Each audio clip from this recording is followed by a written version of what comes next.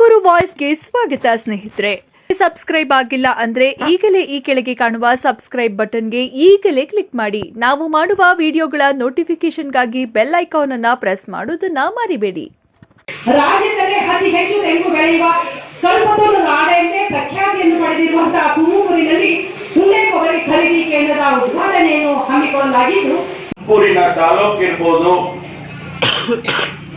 ಈ ತಾಲೂಕುಗಳಲ್ಲಿ ವಿಶೇಷವಾಗಿ ತೆಂಗು ಬೆಳೆಯನ್ನ ಬೆಳೀತಕ್ಕಂಥದ್ದನ್ನ ನಾವು 16 ವರ್ಷಗಳಿಂದ 100 ವರ್ಷಗಳಿಂದ ನೋಡ್ಕೊಂಡೇ ಬಂದಿದ್ದೇವೆ. ಒಂದನ್ನು ನಾವು ರೈತನಿಗೆ ಕೊಡ್ತಾ ಇಲ್ಲ. ಅದು ಏನಪ್ಪಾ ಅಂದ್ರೆ ಅವನಿಗೆ ಒಂದು ಸ್ಥಿರವಾದಂತ ಬೆಲೆ ಕೊಡದೆ ಇರ್ತಕ್ಕಂಥದ್ದು ಶೋಚನೀಯ ಸ್ಥಿತಿ ಅಂತ ನಾನು ಹೇಳ್ಬೇಕಾಗ್ತದೆ.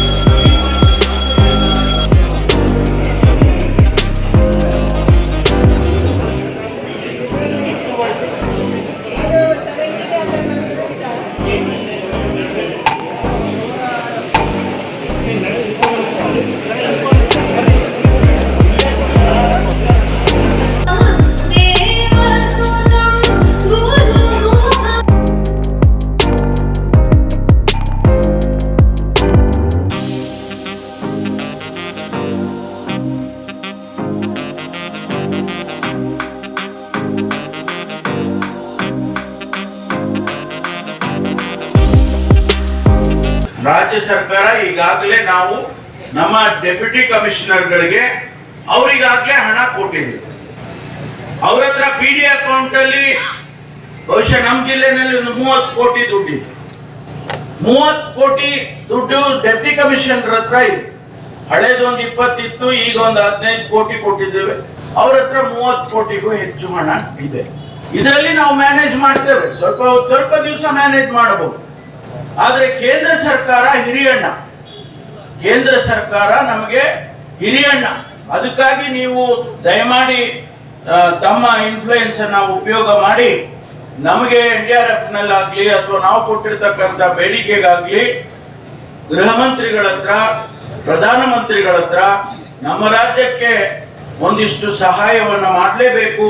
ಅದು ನಿಮ್ಮ ಜವಾಬ್ದಾರಿ ಅಂತಕ್ಕಂಥ ಮಾತನ್ನು ಕೂಡ ನಾನು ಈ ಸಂದರ್ಭದಲ್ಲಿ ಹೇಳೋದಕ್ಕೆ ಬಯಸ್ತೇನೆ. ಯಾವಾಗ ನಾವು ರೈತನಿಗೆ ಸ್ಥಿರವಾದಂತ ಬೆಲೆ ಕೊಡ್ತೀವಿ, ಪ್ರಾಯಶಃ ಆ ದಿನದಿಂದ ರೈತ ನಮ್ಮನ್ನು ಏನೂ ಕೇಳೋದಿಲ್ಲ. ನಾನು ರೈತರ ವತಿಯಿಂದ ಮಾನ್ಯ ಸಚಿವರಲ್ಲಿ ನಿವೇದನೆ ಮಾಡ್ಕೊಳ್ಳೋದೇನೆಂದ್ರೆ, ಇತ್ತೀಚಿನ ದಿನಮಾನಗಳಲ್ಲಿ ಈಥನಾಲ್ ಅನ್ನ ಸಂಸ್ಕರಣೆ ಮಾಡತಕ್ಕಂಥದಕ್ಕೆ ಸಾಕಷ್ಟು ಕೇಂದ್ರ ಸರ್ಕಾರ ಪ್ರೋತ್ಸಾಹ ಕೊಟ್ಟಿದೆ.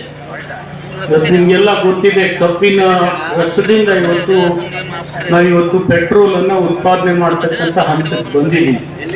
ಅದೇ ರೀತಿ ಇವತ್ತು ಕೊಬ್ಬರಿಯನ್ನ ಸಂಸ್ಕರಣೆ ಮಾಡಿ ವಿವಿಧ ಸಂಸ್ಕರಣೆ ಘಟಕಗಳನ್ನ ನಾವು ಸ್ಥಾಪನೆ ಮಾಡಿ ಅವರಿಗೆ ಪ್ರೋತ್ಸಾಹ ಕೊಟ್ರೆ ಇನ್ನೂ ಹೆಚ್ಚಿನ ಶಕ್ತಿಯನ್ನ ನಮ್ಮ ಕೊಬ್ಬರಿ ಬೆಳೆಗಾರರಿಗೆ ನಾವು ಕೊಟ್ಟಂಗ ಆಗ್ತದೆ ಅನ್ನತಕ್ಕಂಥ ಮಾತನ್ನ ಈ ಸಂದರ್ಭದಲ್ಲಿ ನಾನು ಅವರಿಗೆ ಮನವರಿಕೆ ಮಾಡಿಕೊಡೋದ್ರ ಜೊತೆಗೆ ತುಮಕೂರು ಜಿಲ್ಲೆಯಲ್ಲಿ ಬಹಳ ಖುಷಿಯಿಂದ ಈ ಪ್ರೊಕ್ಯೂರ್ಮೆಂಟ್ ಅನ್ನು ನಾವು ಆರಂಭ ಮಾಡಿದ್ದೀವಿ. ಯಾವ ಮನವಿಯನ್ನ ನೀವು ಇಟ್ಟಿದ್ದೀರಿ, ಹೆಚ್ಚು ಸಮಯ ಖರೀದಿ ಮಾಡಬೇಕು, ಖಂಡಿತ ಮಾಡೋಣ.